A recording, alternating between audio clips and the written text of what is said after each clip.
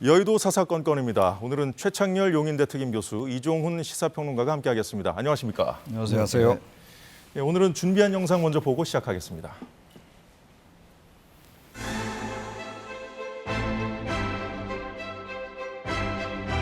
신임 비서실장을 여러분께 소개하겠습니다. 우리 정진석 전 국회 부의장 사실은 소개가 필요 없을 정도로 여러분도 잘 아실 거라고 생각하고요. 오전에 보고 또 봅니다.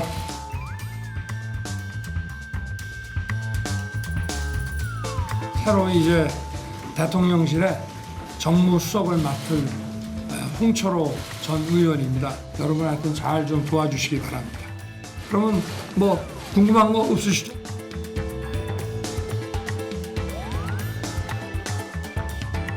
여야 정당 또 우리 언론 또 많은 우리 시민 사회와 더 많이 소통하고 많은 의견을 듣고 열어놓고 할 것입니다.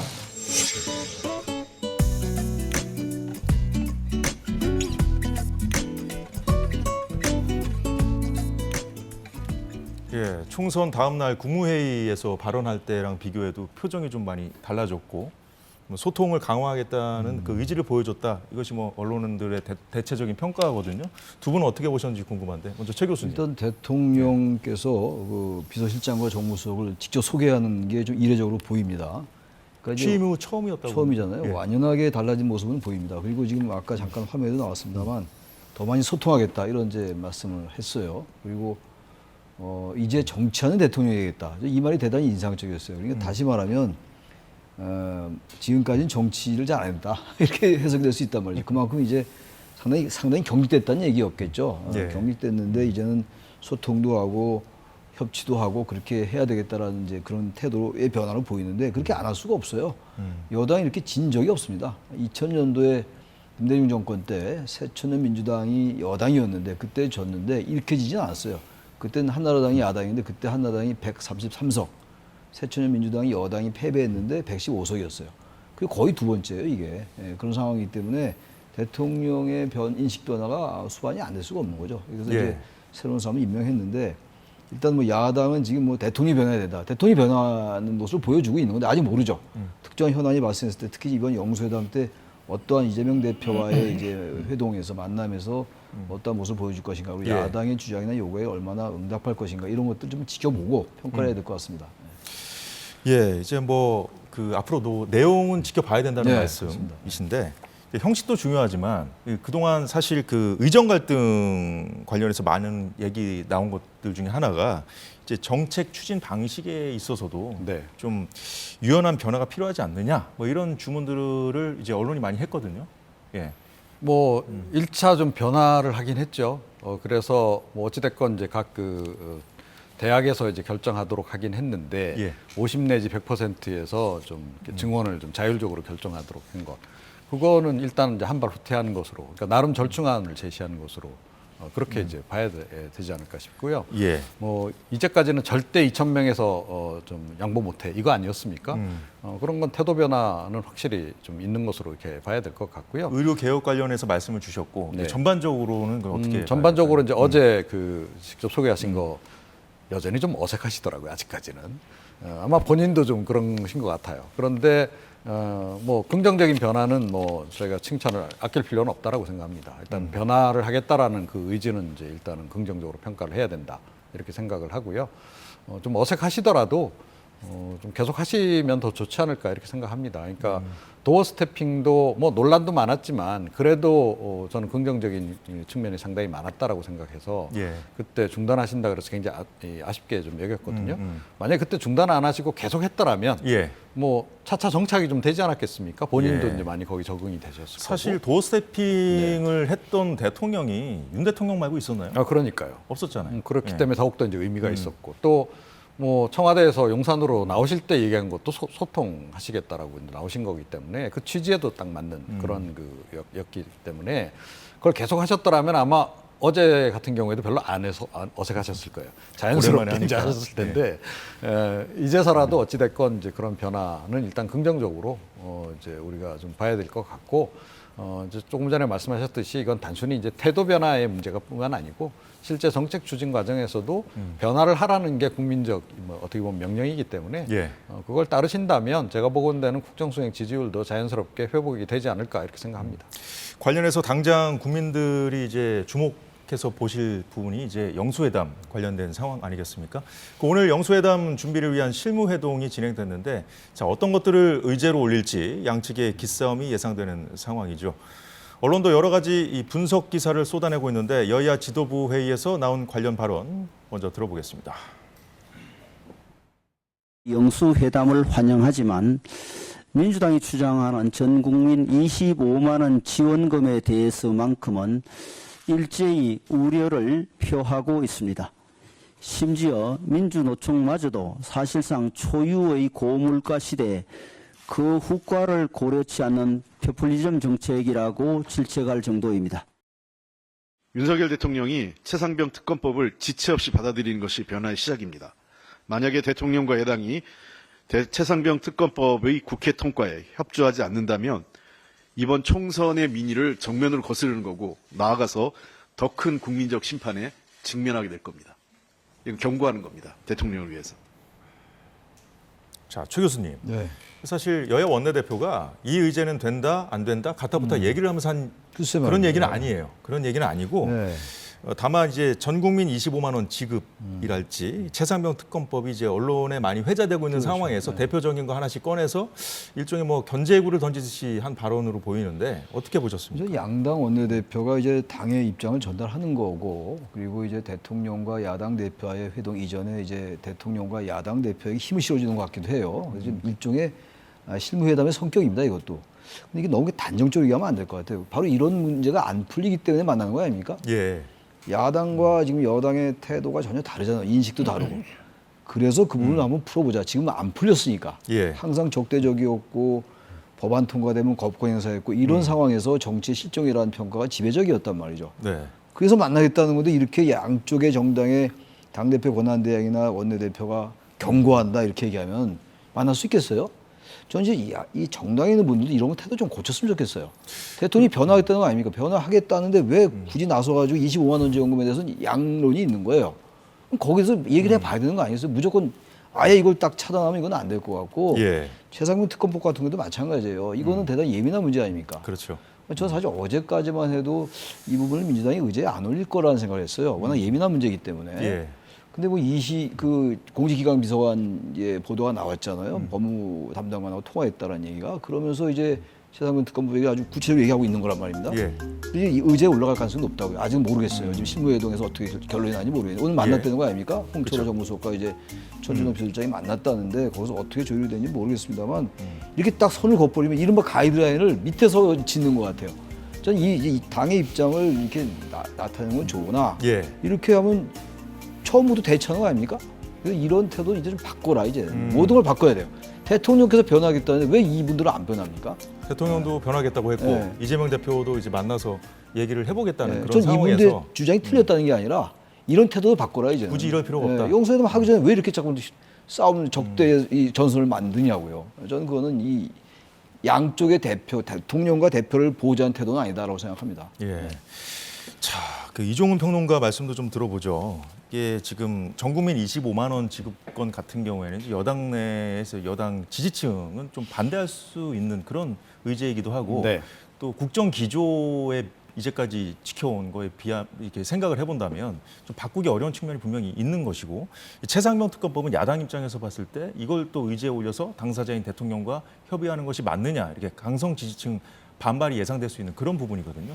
그래서 그런 부분들을 좀 의식해서 미리 좀 이렇게 하는 그런 차원에서의 네. 발언일 수도 있을까요? 어떻게 보세요? 예. 사전에 이제 협상에 이제 어찌됐건 여야 영수회담이 이제 이루어지면 거기서 대통령과 이재명 대표 간에 여러 가지 예. 이제 뭐 밀고 당기기가 있지 않겠어요?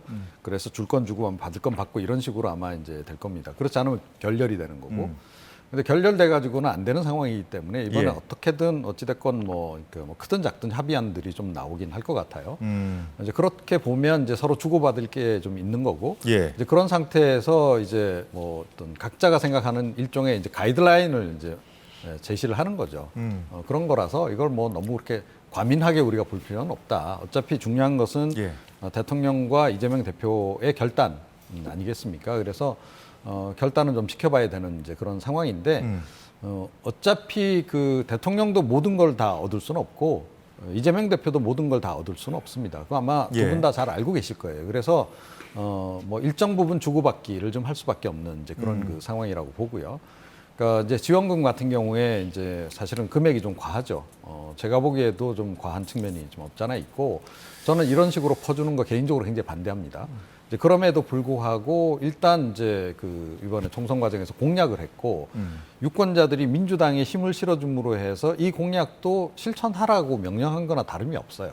그래서 민주당으로서는 안 할 수가 없는 부분이 있는 겁니다. 이걸 대통령이 무조건 딱 잘라버리고 난 못해. 이렇게 되면 더 이상 대화가 진행이 안 되는 거고 협상은 예. 결렬될 수밖에 없는 거다. 그래서 윤 대통령이 이제 물론 이제 재정 건전화 기조 뭐 이어가고 싶은 마음은 좀 이해를 하지만 그럼에도 불구하고 이거는 정치적으로 좀 결단을 내려야 되는 사안인 거죠. 그러니까 예. 이 부분에서 제가 보고는 금액을 좀 조정할 수도 있는 거고 또 지급 시기를 또 이렇게 나눠서 분산해서 할 수도 있는 거고 지급 대상을 전 국민이 아니고 그야말로 이제 극빈층 위주로 할 수도 있는 거고 여러 가지 그 절충안이 예. 가능한 거죠. 그래서 그렇게 좀 절충을 하시는 게 좋을 것 같고 최상병 특검법. 최상병 특검법도 마찬가지입니다. 그러니까 지금 국민의힘에서는 최상병 특검법 받아야 된다는 의견도 적잖게 좀 나오고 있잖아요. 그런 상황이기도 하고 또 국민의힘에서 최상병 특검법 못 받겠다라고 이야기하면서 했던 게 몇 가지가 있는데 이제 독소조항이라고 했단 하죠. 말이에요. 그래서 그 독소조항을 그러면 좀 양자간에 합의해서 좀 개선을 하면 할 수도 있는 거잖아요, 그죠? 그렇게 타결을 좀 짓는 방향으로 좀 하는 게 좋을 것 같고. 지금 이제 기싸움이 시작됐지만 가능성은 그렇죠. 열어두고 저는 봐야 된다는 가능성 말씀. 굉장히 높다고 봅니다. 이번에 사실은 뭔가 합의안을 내놓지 않으면 누구보다도 윤 대통령이 굉장히 좀 불리해져요. 네, 그렇게 생각합니다. 예. 윤석열 대통령과 이재명 대표가 회담을 하기로 통화한 지난주 금요일 이 대표가 민주당 당원들과의 대화에서 당원들이 바라는 걸 읽어주다가 화들짝 놀란 모습이 담긴 영상이 뒤늦게 화제가 되고 있습니다. 전 국민 25만 원 재난지원금, 대통령 4년 중임, 결선 투표제도의 개헌, 윤석열 탄핵, 이게 뭐야 갑자기? 이거 안 읽은 거야. 이건 내가 안 읽은 겁니다. 네. 이거는 김땡땡이 한 말입니다. 예, 최창렬 교수님. 네. 앞서 우리 최상병 특검법에 대한 얘기를 좀 했었는데 네. 지금 이 탄핵 시사하는 발언을 이제 선거운동하면서 이재명 대표 많이 했잖아요. 했죠. 탄핵이라는 딱 명시적으로 언급한 적은 뭐 없다고는 하는데 이 강성 지지층에서 봤을 때 이런 모습 어떻게 비춰질까요?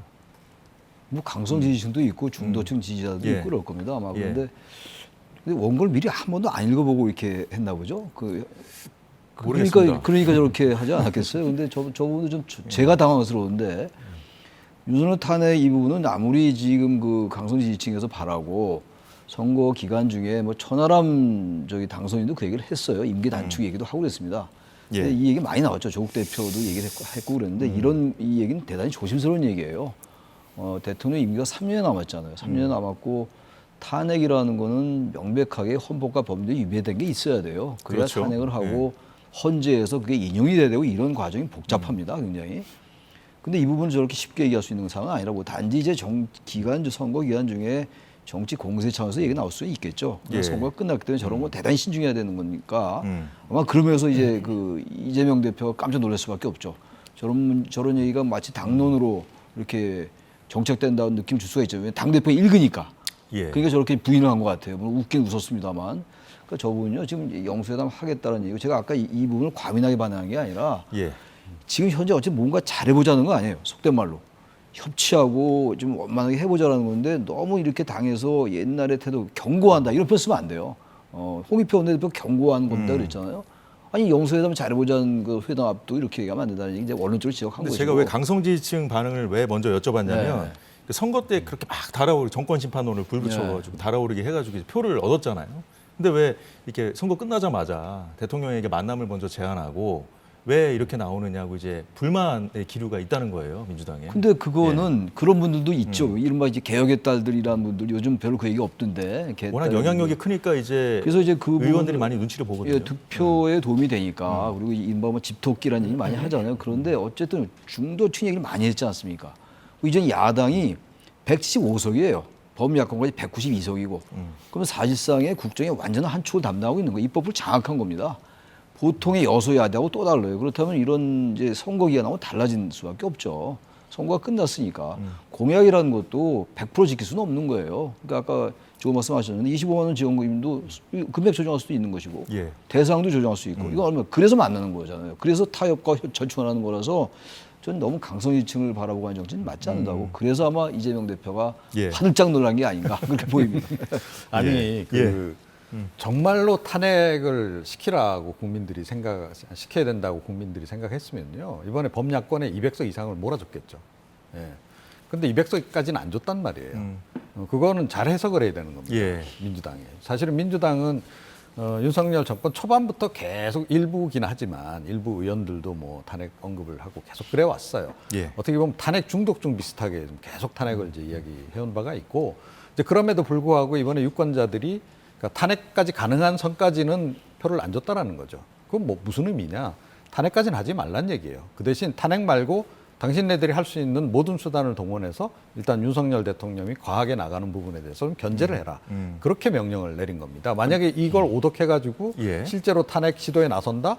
그럼 또 여론의 역풍이 이제 민주당 쪽으로 불 수 있는 겁니다. 그건 잘 생각을 해야 되는 거죠. 예. 그러니까 민심을 제대로 읽어야 된다는 말씀인데 그 특검 전국을 선거 끝나자마자 이렇게 막 펼치고 있는 상황 아니에요? 그거는 그렇다면은 뭔가 협상 같은 걸 앞두고 좀 뭔가 좀 분위기 조성을 위해서 하는 그런 전략적인 차원에서 좀 이 상황을 봐야 될까요? 그거는 아니고 그거는 사실은 국민들이 하라는 명령을 내린 거나 다름없습니다. 그러니까 최상병 특검법 같은 경우 이제 김건희 특검법까지 포함해서 예. 사실은 그동안에 이제 뭐 이제 민주당 쪽에서 이제 했는데 예를 들어 김건희 특검법 같은 경우는 대통령이 거부권 행사하고 재의결에 무산되고 이제 이랬잖아요. 근데 이 특검법 같은 거까지는 그러니까 제가 말씀드렸잖아요. 탄핵 제외하고 할 수 있는 건 다 해라는 얘기예요. 예, 이태원 특검법도 그렇고 최상병 특검법도 하라는 얘기입니다. 예. 그래서 아슬아슬한 선을 이제 준 거죠. 그건 이제 국민의힘의 일부 의원들한테 이제 결국은 재의결 거부권 행사하고 재의결로 넘어갔을 때 예. 이제 그분들 손에 이제 달려 있는 건데 이거는 제가 보건대는 이번에 특검법 같은 경우에는요 대통령이 거부권 행사해서 재의결 가게 되면 저는 결국 재의결이 될 가능성이 굉장히 높다라고 봅니다. 자 그렇게 되면 이제 예를 들어서 대통령 거부권 행사했는데 재의결로 넘어갔는데 국민의힘에서 반란표가 나와가지고 재의결 돼버렸어요. 그럼 대통령은 사실은 더 지금 황당해지는 상황이 벌어지는 겁니다. 레임덕이 더 빨리 와요. 이제 그런 부분까지 이제 사실은 생각을 해서 윤석열 대통령도 대응을 해야 되는 거고 야당 입장에서는 사실은 국민들이 그렇게 명령을 내렸기 때문에 특검법 같은 경우에는 안 하면 오히려 역풍 맞습니다. 지금 그런 상황. 야당에서는 22대 국회에서 이제 김건희 여사 특검법까지 처리하겠다고 지금 벼르고 있는 네. 상황 아니에요? 좀 그렇게 되면 이제 그 여당 입장에서는 그 특검 전국이 형성돼서 또 이제 미디어에서 그 얘기만 나오고만 하면 이게 독소 조항도 그런 얘기 아닙니까? 네. 이제 거의 매일매일 특검이 브리핑한다는 거 아닙니까? 그 부분을 이제 우려하는 그러니까 것인데. 독소 조항 네. 부분은 이제 여야가 그건 이제 협의를 해야 되는 거죠. 그리고 사실은 윤 대통령께서 그런 의제 자체가 영수회담에 올라오는 걸 거부하실 게 아니고 올라온 걸 오히려 다행이라고 생각하시는 게 좋을 것 같아요. 다행이다 생각하고 독소 조항 부분을 아예 이재명 대표하고 그냥 타결을 보는 게 좋아요. 독소 조항은 좀 빼거나 조정하는 거로 해가지고 특검법을 이제 적극적으로 받고 사실은 김건희 특검법 때도 국민의힘 내에서는 적극적으로 받자는 의견도 있었습니다. 받고 빨리 털고 가는 게 오히려 부담이 없다 그 얘기를 했던 바가 어차피 있거든요. 계속해서 공세를 받을 거 그렇습니다. 털고 가자. 그렇죠. 뭐 이런 저도 우려라는 그렇게 거죠. 생각해요. 저는 개인적으로 그게 지금은 가장 좋은 그 대안이다. 그래서 독소조항 부분을 오히려 적극적으로 먼저 이 얘기를 해서 조정을 해서 그냥 타결을 보는 정치적으로 예. 그런 방향으로 가는 것이 더 바람직하지 않나 이렇게 생각합니다. 예, 김건희 여사 특검법에 대한 그 견해까지 네. 말씀을 해주셨고요. 자, 민주당 상황을 좀 살펴보도록 하겠습니다. 예, 보통 선거가 끝나면 중진들이 이제 당권 경쟁에 나서기 마련인데 민주당은 원내대표도 찐명 인사로 교통 정리가 되는 분위기고요. 국회의장 경쟁이 치열할 거로 보입니다. 오늘 국회의장 출마를 공식화한 정성호 의원 얘기 잠시 듣고 얘기해 보겠습니다.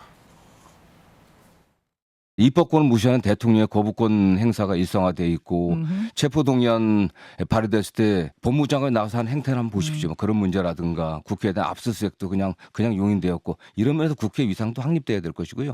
또 그렇기 때문에 국회 수장인 국회의장이 네. 입법부 아니 정부에 대해서도 행정부에 대해서도 단호하게 입장을 밝힐 필요가 분명히 있습니다. 최 교수님, 예. 국회의장은 사실 좀 중립을 지키라는 차원에서 바로 그 당적을 벌이지 않습니까? 그렇죠, 국회의장이 그렇죠. 당선이 되면. 네. 근데 이렇게 나오는 것은 지금 그 민주당 상황이 보도되고 있는 걸 보면은 그 강성 지지층이 그 의원들이 뽑는 원내대표라든가 국회의장도 누구누구를 해야 된다 이렇게 좀 요구하는 그런 상황이라고 합니다. 좀 그런 상황 속에서 이런 발언들, 이런 흐름을 좀 이해를 해야 되는 것인지 아니면 진짜 이렇게 하겠다는 것인지 좀 지금 짚어봐야 될 것 같습니다. 분위기 자체가 이재명 대표가 민주당을 완전히 이제 접수한 거죠. 심하게 말하면 이제 이재명이 민주당을 만들겠다라는 말을 이재명 대표가 했었어요. 예. 그렇게 된 거예요 지금. 이른바 뭐 아까 찐명 얘기가 나왔는데 찐명 정도가 아니죠. 그러니까 이제 국회의장 되려는 분들도 이재명 대표의 의중을 따라야 될 것 같고, 이른바 명심이라는 게 작동하는 겁니다. 이분 분명히 그건 뭐 그렇게 전 느끼고 있어요. 그러다 보니까 이제 이른바 강성 지지층들도 그쪽 분위기로 갈 거고, 그러니까 예. 이게 말하자면 강경파 위주로 가게 돼 있어요. 모든 사안이 그래요. 어떤 조직에서도 어떤 싸움이 나면 강경파가 득세하기 나름인데, 예. 근데 이건 다 그 조직의 논리는 이해는 하겠는데 선거 직후이기도 하고 압도적인 이제 의석을 차지했고 또 아닌 게 아니라 지지층들의 어떤 그 득표에 힘입어서 이런 상황이 왔으니까 거기에 화답하는 거 좋습니다. 그러나 네. 제가 선거가 끝난 이후와 끝나기 전은 달라야 돼요. 끝난 후에 완전히 마음이 바뀌란 얘기가 아니라 선거 중에 상대방의 레토릭으로서 공격한 측면들하고 예.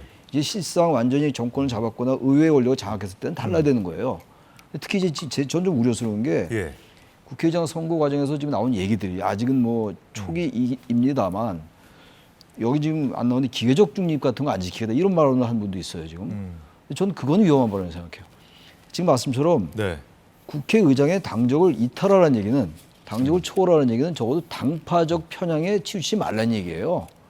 국회의장이 의전서를 2위 아닙니까? 입법부의 수장인데 예.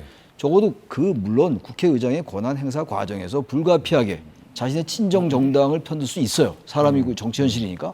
근데 아주 노골적이고 명시적으로 우리는 기계적 중립 안 하겠다라고 얘기하는 건 아무리 선거운동 과정이라 하더라도 국회의장 선거운동 과정이라도 이건 전 적절치 않은 것 같아요. 아마 최 교수님도 이런 상황은 좀 거의 저는 이 처음 부분에 보실 것 대해서는 같은데. 비판적으로 볼 수밖에 없습니다. 예. 국회의장은 적어도 양쪽 정당의 이 대치나 적대적 관계를 완화하고 합의를 모색해서 합의제 정치의 리더가 돼야 되는 거예요. 그래야지 국회의장의 자격이 있는 겁니다. 근데 그러지 않고 아예 이제 자꾸 거부권 행사하고 그러니까 우리가 그냥 기계적 중이 필요 없다. 강선이 지금 가겠다. 이렇게 된다면 이거는 협치하겠다는 건데 지금 대통령과 야당 대표가 이게 말이 되나요? 그래서 잠깐 제가 아까부터 참 지적하는 게 이러한 태도는 국민들이 190 이상 몰아주는 게 이래서 이렇게 하라고 한 건 아니었다고요. 그 여야가 공히 이제 협치를 얘기하고 있는 상황에서 이제 영수회담도 앞두고 있고요. 이제 국회의장의 역할이 어느 때보다 중요한 것이 22대 국회 아니겠어요? 예, 지금 민주당 상황 어떻게 보십니까? 네. 이종희 평론가님. 지금은 그럴 수밖에 없습니다. 왜? 그러니까 이재명 대표 그 1인 체제가 너무 공과했기 때문에 국회의장도 지금 사실은 이재명 대표가 낙점을 하거나 아니면 경선을 치르더라도 결국 명심이 실린 인물이 될 수밖에 없어요.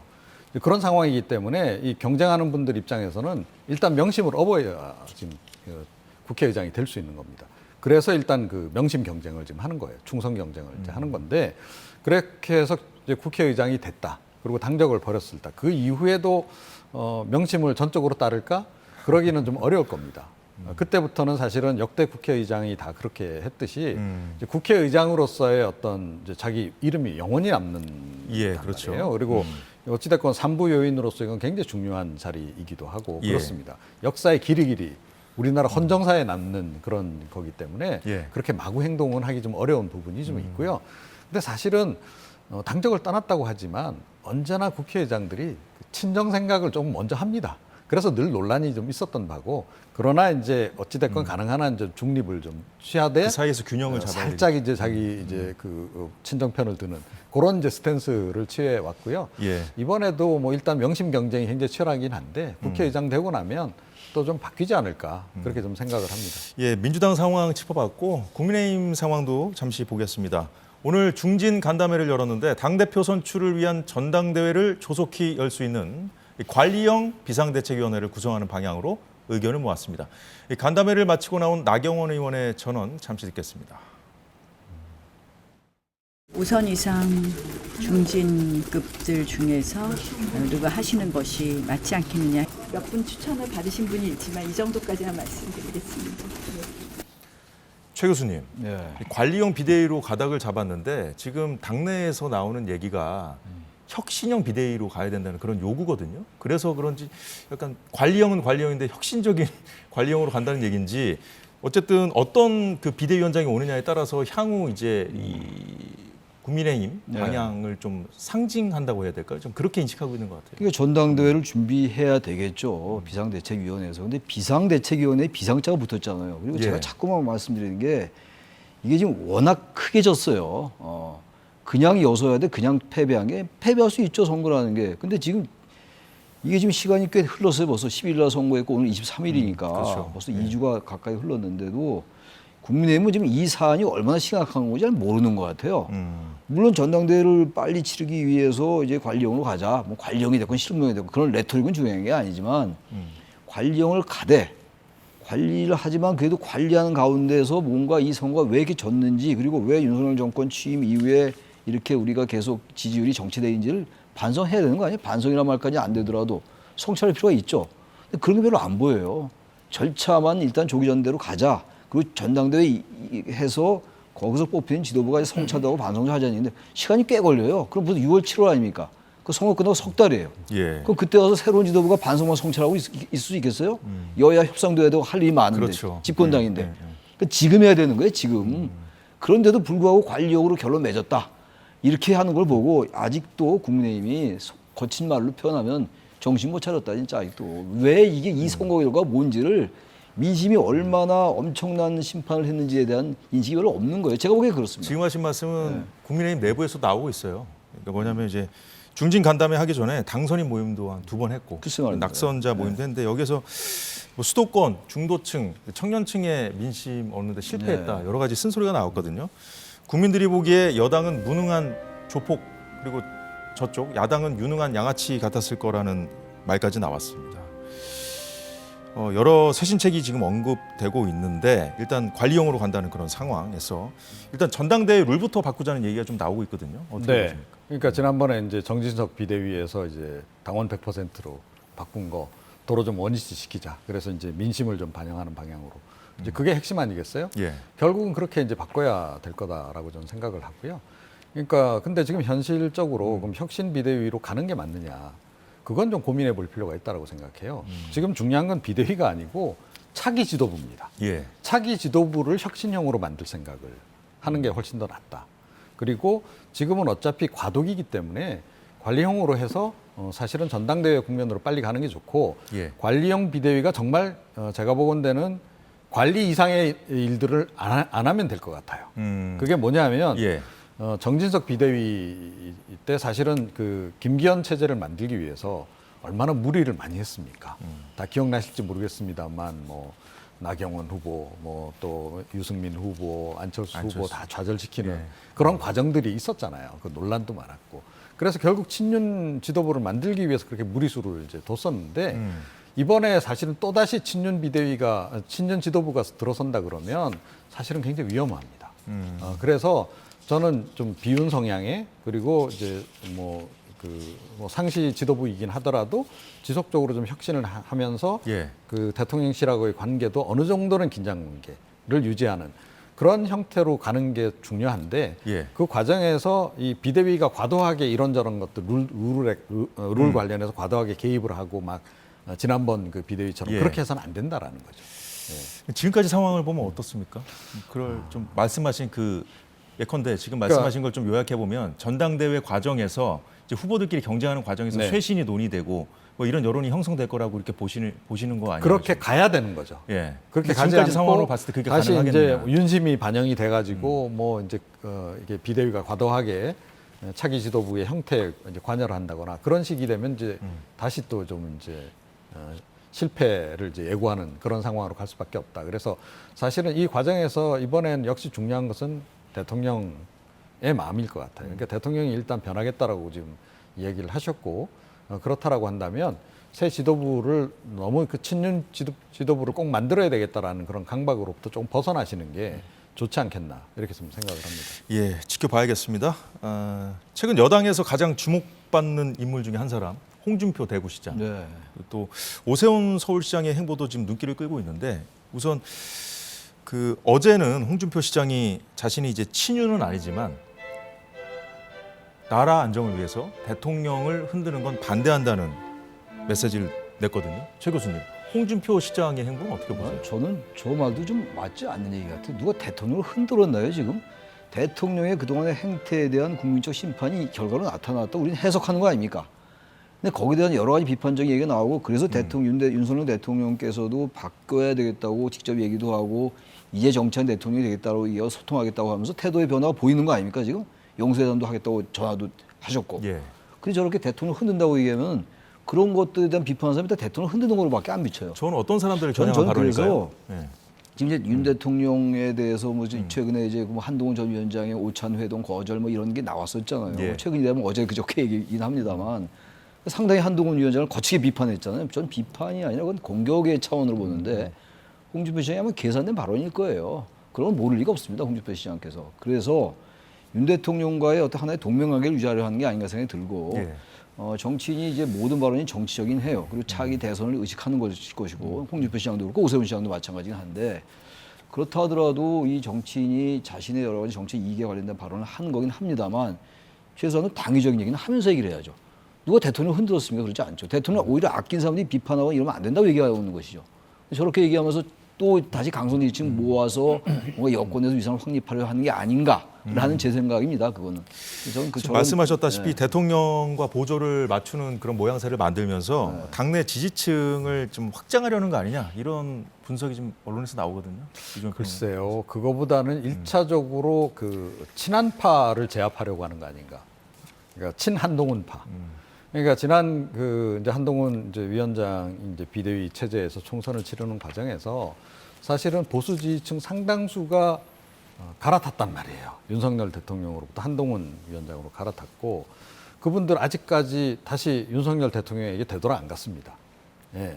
그런 상황이기 때문에 이제 이번 기회에 한동훈 위원장 속된 말로 좀 최대한 밟아야 된다 이 생각을 좀 하는 거고 그렇게 해서 그 한동훈 위원장 주변에 지금 있는 세력들을 가능한 한 좀 이렇게 떼내서 윤석열 대통령으로 다시 일부 복귀하고 또 자기 쪽으로 오면 더 좋고. 그러니까 주요 타겟은 그럼 한동훈 전 위원장 친한동훈파 쪽인 것 같습니다. 왜냐하면 그쪽에서 사실은 최근에 그 윤석열 대통령에 대해서 약간 좀 비판적인 얘기들이 나오거든요. 그러니까 토사구팽하는 거냐, 뭐 이제 이런 식의 반응들 그런 것들이 이제 나오고 있습니다. 그래서 그 제가 보건대는 홍준표 시장은 거의 업무 시간의 절반을 SNS 보시는데 활용하지 않으시나 싶어요.